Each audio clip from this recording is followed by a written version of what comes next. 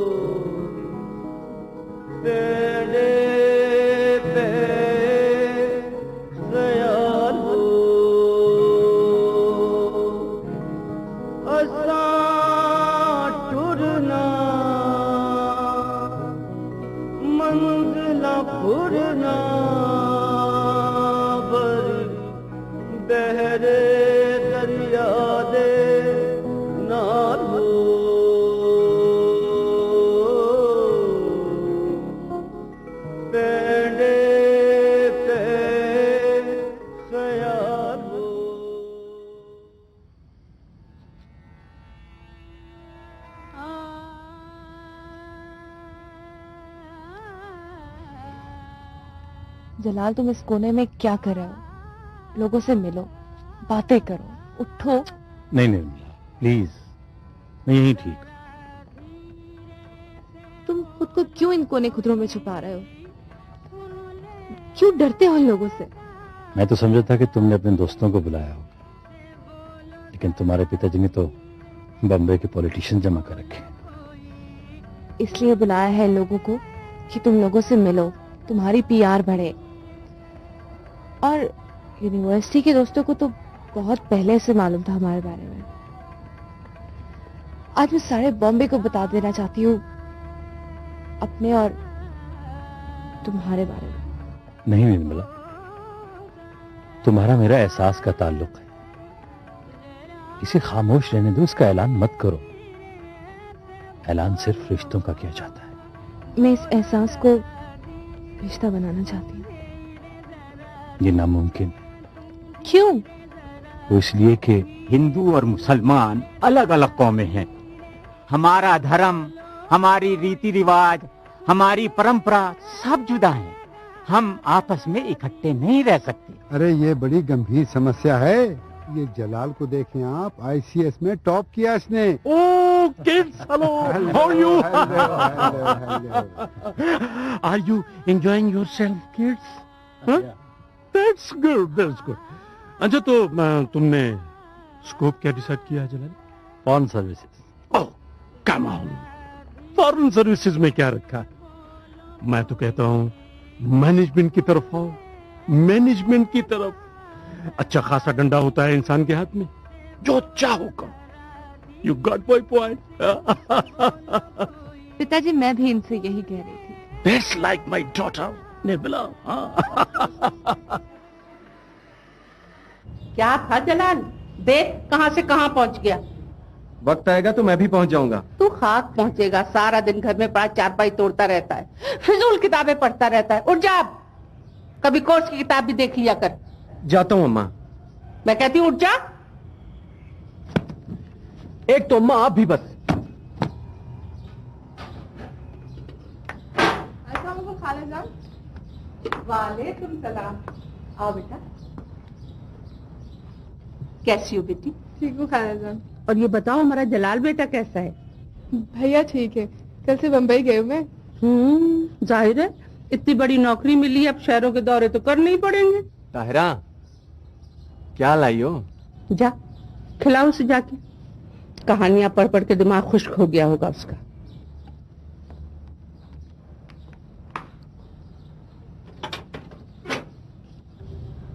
अरे लाओ भाई लाओ। अरे वाह,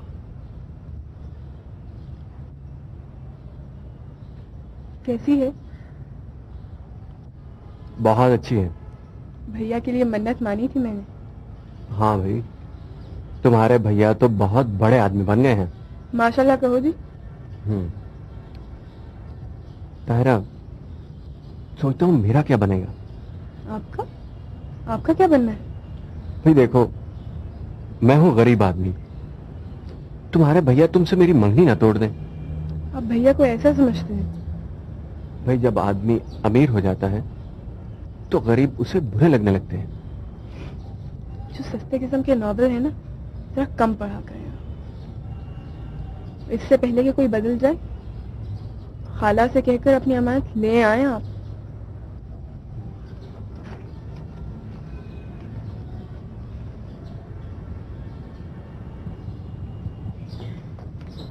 अरे बस जल्दी, वो बहुत काम पड़ेगा ना खाला।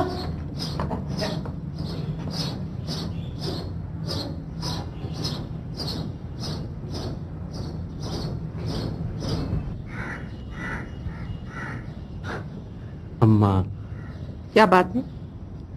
अम्मा, वो आप जलाल भाई से मेरी और ताहिरा की बात कब करेंगी? क्या जल्दी पड़ी है तुझे? वो ताहिरा कह रही थी कि कुछ दिनों में वो बंबई चले जाएंगे और वहां उन्हें बड़ा बंगला मिलेगा।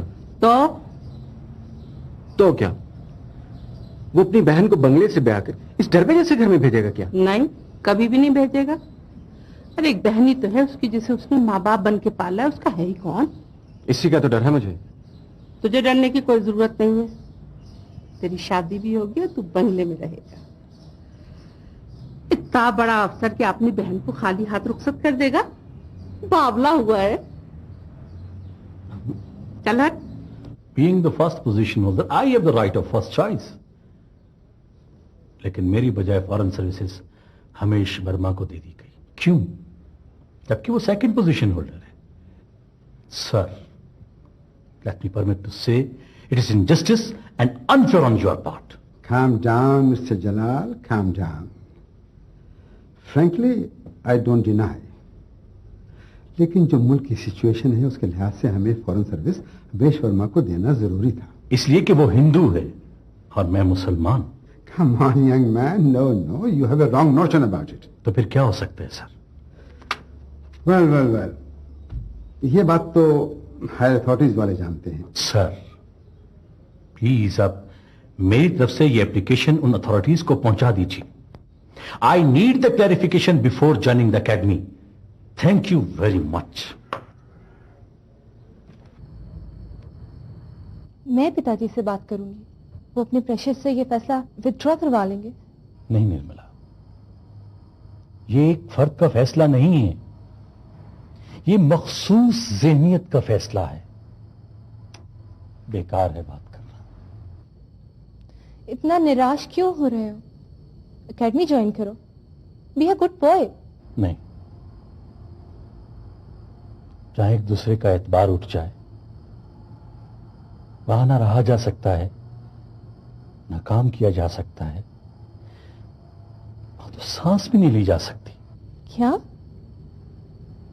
क्या मतलब? तुम? हां, मैं तुम्हारा ये हिंदुस्तान छोड़ रहा हूं, एक नए घर में मुंतकिल हो रहा हूं। मेरा ख्याल है कि मेरी उन्हें ज्यादा जरूरत है। मैं तुम्हें थोड़ा बहुत जानने लगी। मुझे मालूम है तुम अपना फैसला नहीं बदलोगे, मगर फिर भी अगर कभी रिपेंट करो तो वापस आ जाना। नहीं नहीं, मैं कभी वापस ना आने के लिए जा रहा हूं, गैर मशरूत तौर पर। तुम मेरी अच्छी दोस्त हो। I miss you. मैं तुम्हारे लिए दुआ गो रहूंगा। तुम अपनों में हो, बहुत जल्द संभल जाओगी।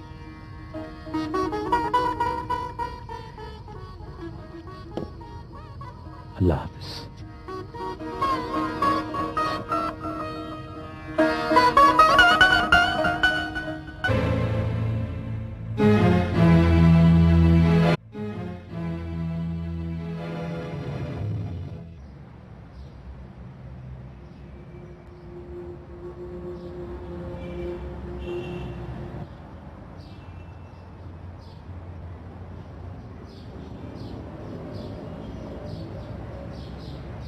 वो बातें तेरी वो बताने तेरे बताने तेरे वो बातें तेरी वो। ताहिरा, क्या बात है? खैरियत तो है?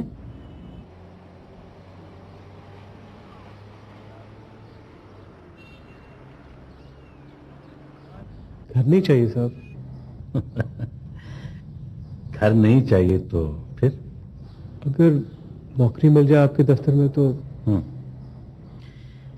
देखो सलीम, बात यह है कि यहाँ तनख्वाह। मुझे तनख्वाह नहीं चाहिए, मैं कुछ भी कर सकता हूँ। आप काम बताइए। पढ़े लिखे हो? जी, मैट्रिक हूँ। गुड। अगर तुम खिदमत के जज्बे से आए हो, मोस्ट वेलकम।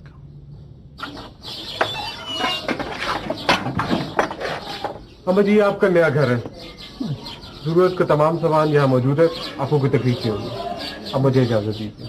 अच्छा बेटे, अल्लाह ताला तुम्हें खुश रखे।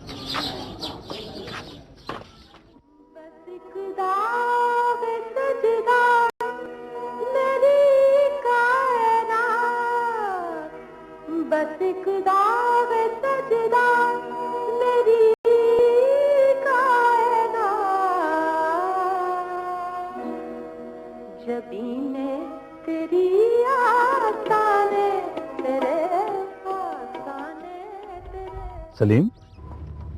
अस्सलाम वालेकुम साहब। वालेकुम सलाम। तुम यहाँ क्या कर रहे हो? मैं इंतजार कर रहा हूँ साहब। इंतजार किसका? अपनी बीवी का। तुम उसे वहीं छोड़ आए थे? वो मुझसे पहले निकल गई थी साहब।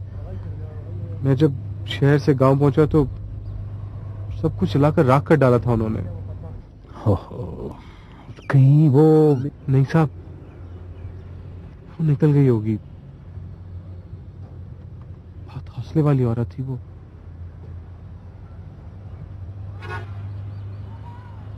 आप यहाँ कैसे? ये मेरी बहन है ताहिरा। हम इसके मंगेतर को तलाश कर रहे हैं। ये तस्वीर है इसकी। वसीम नाम है। तुम्हें तो मालूम है कि मुझे ऑफिस से वक्त ही नहीं मिलता। तुम तो अक्सर यहाँ आते रहते हो ना?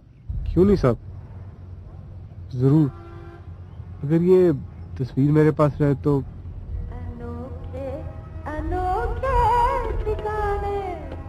इसकी जरूरत नहीं है साहब, मैं पहचान लूंगा। बहुत है।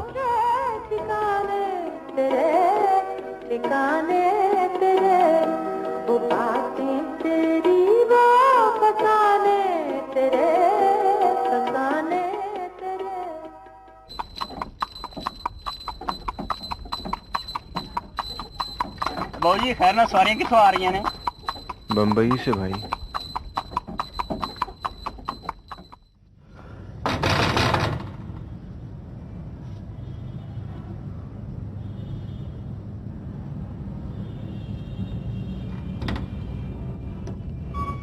अभी भी वो बार तांगे में बैठे हैं। मुझ पर उन्हें यकीन नहीं आता। आप खुद उन्हें अंदर ले आइए। किसकी बात कर रहे हैं आप? वो वसीम साहब और उनकी वालदा। वो वाकई? जी हाँ, वो आपका इंतजार कर रहे हैं।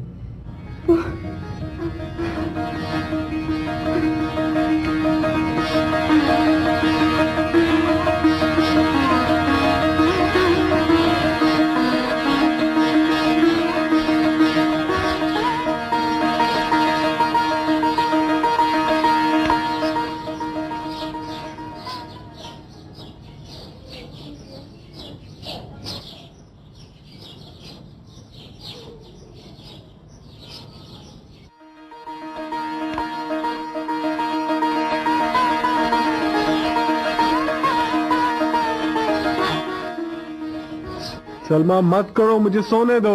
दुपट्टे में अच्छे लगते हो।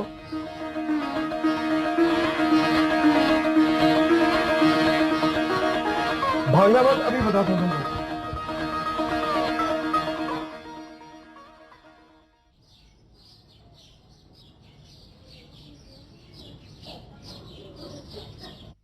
सारी रात आप करवटें बदलते रहे दर्द से। ये दवा ले लीजिए, बहुत आराम देगी आपको।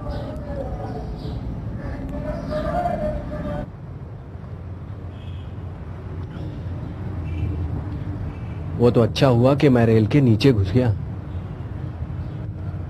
वरना उन्होंने तो मुझे जान से मार देना था। बस वो सब कुछ भूलने की कोशिश करें अब आप आराम कीजिए, मैं खाला और भैया के लिए खाना बना दूं। सुनो जी? वो तुम्हारे भैया को यहाँ कोई अच्छी सी नौकरी नहीं मिली? कोई बड़ा दफ्तर, कोई बंगला वगैरह? भाई वहां तो बड़े ठाठ थे उनके। आप इस टूटे फूटे दफ्तर में मत जाइए, बहुत जिम्मेदारी की नौकरी है ये। आपको पता है, जितने भी लूटे पिटे मुसलमान सरहद पार से आते हैं ना, उन्हें यहीं तो घर और जमीन मिलती है। अच्छा, तो और क्या? ताहिरा मुझे याद करती थी?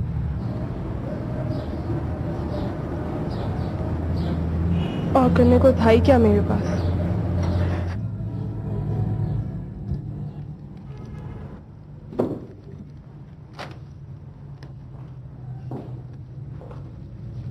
आइए खाना। तशरीफ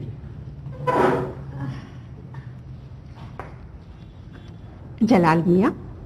जी। बेटा कुछ अपने बारे में भी सोचा, या सारी जायदादें दूसरों में बांट रहे हो? क्या मतलब? मतलब बेटा मतलब ये कि माशाल्लाह सारी जायदादें तुम्हारे इख्तियार में है।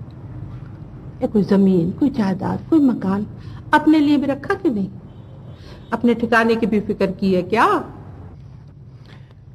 खाला जान, अगर वहां मेरे पास कोई घर या जमीन होती तो उसके बदले में यहां कुछ ले लेता।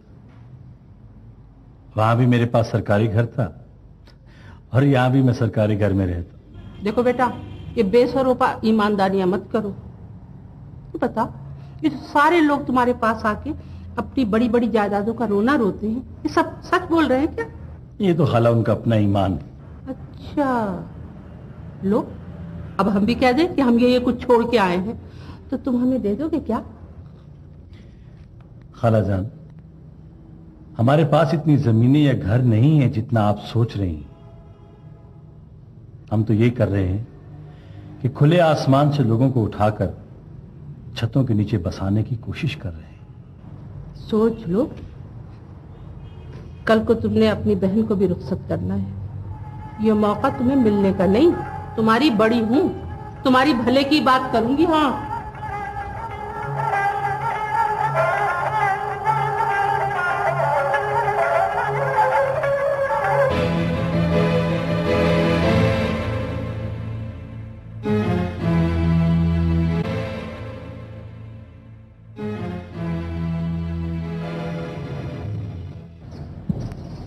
वसीम, आप खाला से कहें कि वो भैया से ये जमीन जायदाद वाली बात ना किया करें। भाई वो बड़ों की बातें हैं, तुम उन्हें आपस में करने दो। हमें तो बस इससे गर्ज होनी चाहिए कि हमारी शादी जल्द अज जल्द हो जाए, बस। देखिए, आप भैया को अच्छी तरह जानते हैं। तुम मम्मी को भी अच्छी तरह जानती हो, वो कितनी जिद्दी है। आखिर इस जिद से फायदा? भाई वो हमारे भले को सोचती हैं। आप उनसे कह दें आपकी कीमत ना लगाएं। अरे अरे इसमें कीमत की क्या बात है? सब कुछ तो लुटा बुटाए हम, और फिर आगे न जाने कितनी लंबी जिंदगी पड़ी है। आदमी भला अपने फायदे की भी ना सोचे। आगे जिंदगी हमें गुजारनी है, हम खुद ही कुछ ना कुछ कर लेंगे। भैया को क्यों तंग करें हम? तो इसमें उनका क्या जाता है? हाँ? उनकी जेब से थोड़ी जा रहा है कुछ। जिस चीज पर हमारा हक ही नहीं बनता उसका मुतालबा क्यों करें हम? क्यों क्यों हक नहीं बनता? हमने कुर्बानियां नहीं दी है क्या? ये जख्म देख रही हो क्या? अच्छा, तो आप इन जख्मों की कीमत वसूल करना चाहते हैं? मैं आपको बताऊं कि कीमत क्या है? आजादी की एक सांस और बस।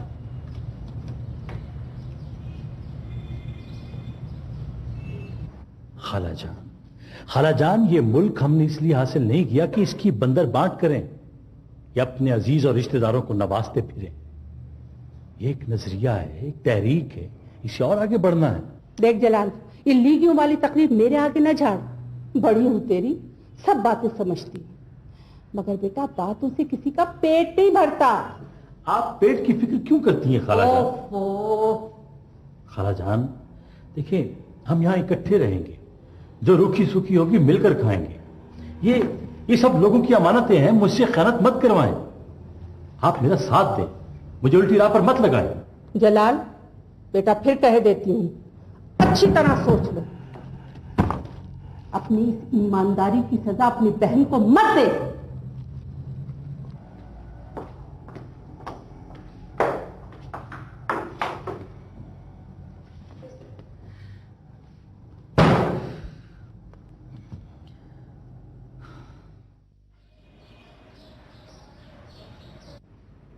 आप खाला जान को रहने दें, अपना फैसला सुनाएं।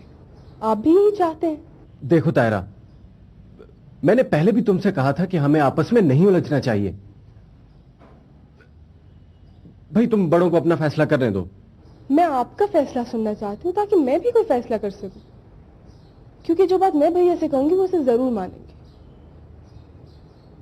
सोच क्या रहे हैं आप? कह दे जो कहना है। इससे क्या पूछ रही है लड़की? जो मैं कह रही हूं वही ये भी कहेगा। हमें जहेज में हवेली चाहिए और बस।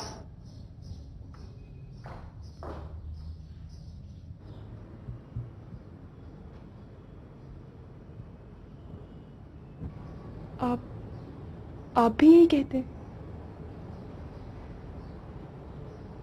कुछ तो बोलिए। आप तो बड़े दावे किया करते थे। बाप की नजर मुझ पर नहीं, भैया के दफ्तर पर लगी हुई। आपकी अम्मा शादी नहीं, कारोबार करना चाह रही हूँ और आपके मुंह में भी पानी आ रहा है। कुछ नहीं आएगा आपके हाथ।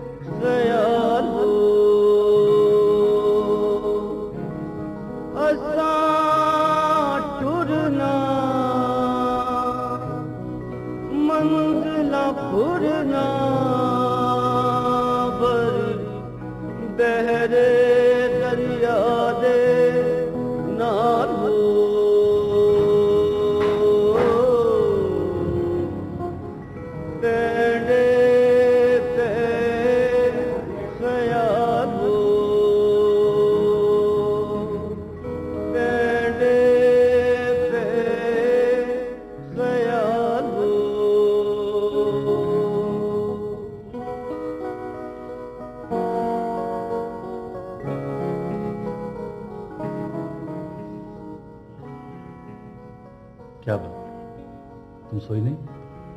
वो बात ये है कि भैया के आपने सोचने में बहुत देर लगा दी है। मुझे तो डर लग रहा है कहीं आप भाई बनकर बहन के हक में फैसला ना करते। भैया आपको बेटा बनकर माँ के हक में फैसला करना है। ये पाकिस्तान का पहला दफ्तर है भैया, और इसके तमाम फैसले रिश्तों और दोस्तियों की मजबूरियों से आजाद होने चाहिए।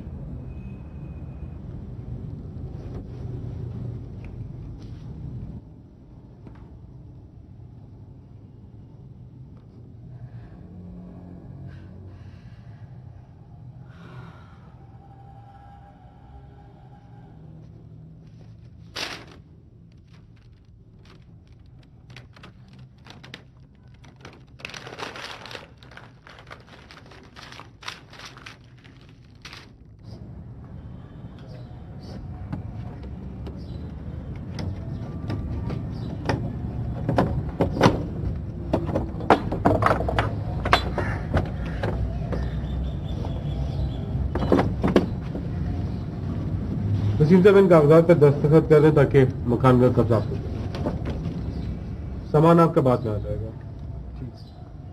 अरे सामान की छोड़, दस्तखत के साथ ये भी लिखा कि तुमने हमें हमारी औकात में रखा। वाह बेटा, मगर अब अपनी बहन को भी सारी उम्र घर में बिठाए रखना। हाँ, अरे 4 जोड़े वाली लड़कियां तो यहाँ भी बहुत मिल जाती हैं। किसी की बेटी को कोई खैरात में रुखसत नहीं करता है। जेवर और जमीन भी जरूरी होता है। आए बड़े वहां पर से जाके कह देना मुजबानी ये सब बातें मेरी तरफ से। अम्मा वो ताहिरा। अम्मा के बच्चे, मुंह तोड़ दूंगी अगर मुंह से कोई बात निकाली। खबरदार जो मुंह से एक लफ्ज भी निकाला। उन्हें तो हो गया है ईमानदारी का कमबख्तों को। चल अब कुछ दाल रोटी की फिक्र कर।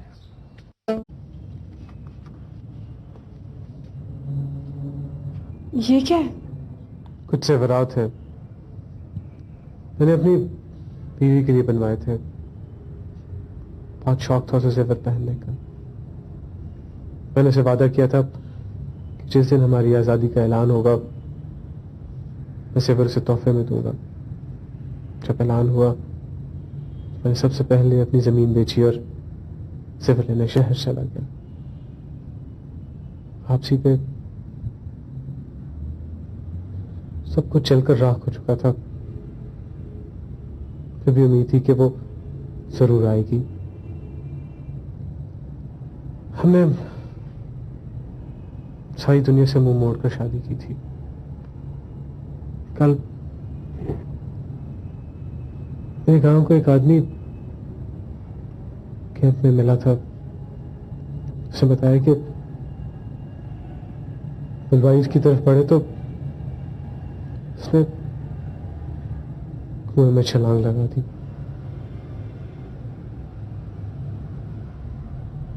मेरा घर तो उजड़ गया। बस जेवर से आप अपना घर बसा लें।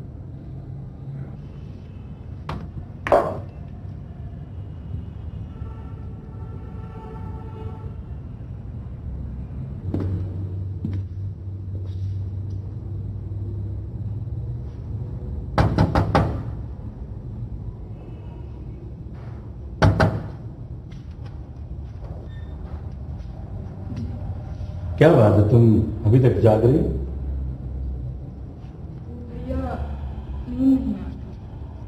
नींद नहीं है। अब यहां बैठो।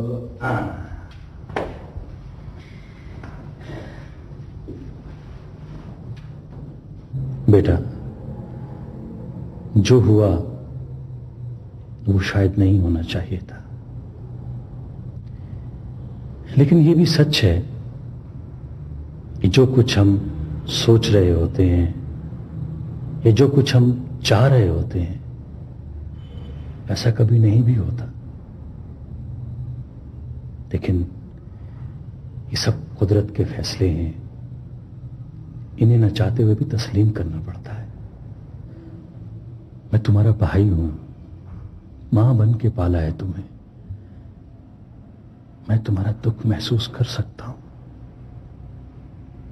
मुझे यह अंदाजा है कि तुम किस कर्ब से गुजर रही हो। हमारे बहुत से रिश्ते नाते मशरूत होते हैं। हमारे अपने अपने मफादात और मसलहतों से बंधे होते। खाला को बहू नहीं, हवेली चाहिए थी, हवेली। जहां तक वसीम की बात है, वसीम का ना अपना कोई फैसला है ना कोई इख्तियार। मैं वो बहरा, आप बोलिए ना। मैंने सलीम के बारे में बहुत सोचा है। बहुत अच्छा लड़का है वो। तुम तो जानती हो कि बहुत दुखी है, बहुत अकेला। अब हम उसके सब कुछ हैं और वो हमारा। मैं समझता हूं वो तुम्हारा अच्छा साथी साबित होगा। अब सारी सूरत हाल तुम्हारे सामने है बेटा, अब फैसला तुमने करना है।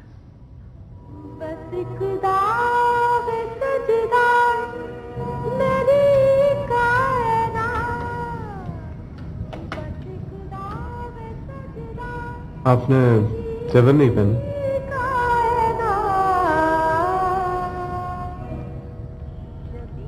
वो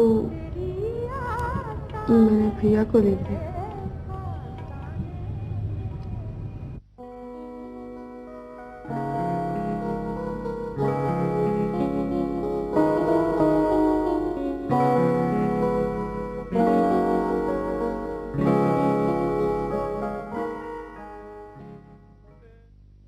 बाकी तो सब ठीक है, लेकिन ये पर्दे मुझे पसंद नहीं है, बहुत ओल्ड फैशन है। लेकिन सर ये तो इम्पोर्टेड है। सो व्हाट, आप ऐसा करें इन्हें भी बदलवाएं और मुझे बिल भिजवा दें। राइट सर, वो मेरा नाम जलालुद्दीन है और मैं इस दफ्तर से पहला डीजी रिटायर हुआ हूं। ओह, नाइस टू मीट यू जी। जी फरमाइए, कैसे जहमत किया आपने? सर, बात दरअसल ये है कि मेरी बहन के जेवरात का कुछ कर्ज था इस दफ्तर पर, जो उसने इसके अखराजात के लिए दिए थे। अब मैंने उसके बदले एक प्लॉट अपनी बहन के नाम का रखा था सर। तो अब उसे उसकी जरूरत है, वो बेटी को जहेज में देना चाहती है। अच्छा, ये दिखाइए मुझे। ये ले सर। लेकिन सर, उस प्लॉट का कुछ पता ही नहीं चल रहा सर। जलाल साहब, वो एक्चुअली ऐसा हुआ कि अभी पिछले दिनों हमने चंद प्लॉट फरोख्त किए। ऑफिस के खर्चात पूरे नहीं हो रहे थे और फंड्स भी हमारे पास बहुत महदूद थे। अनफॉर्चुनेटली आपका प्लॉट भी नीलाम में आ गया, लेकिन बहरहाल हम इसे कॉम्पेंसेट ज़रूर करेंगे। आप ऐसा करें कि एक फ्रेश एप्लीकेशन हमें दे दें तो हम उसको कंसिडर कर लेते हैं। रहने दीजिए, मैं उसे कह दूंगा कि तुम्हारी दूसरी नस्ल ने भी इस दफ्तर के अखराजात के लिए कुर्बानी दी।